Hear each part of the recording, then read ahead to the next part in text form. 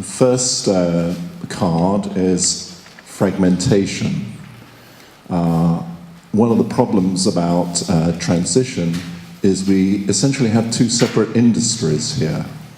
And those two industries have developed in many ways quite separately. So fragmentation is point number one.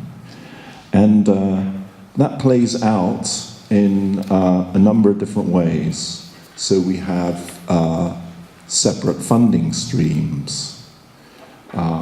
We have separate accountability mechanisms, i.e. emergency programming and developmental programming have separate monitoring and evaluation and accountability systems.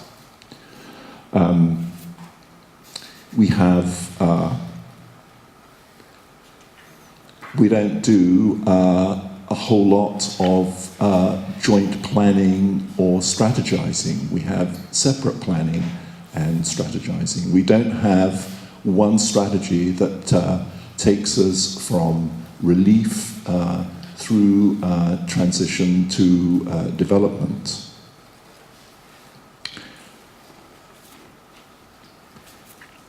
And finally, we don't have much capacity for transition. You either work on emergencies or you work on developmental wash. There are very few people in this room who could put up their hands and say, well, actually, I work on both and I'm focused on transition strategies.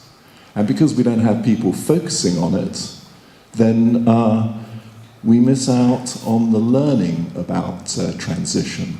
So while we know a lot about relief and a lot about development, we don't know so much about transition.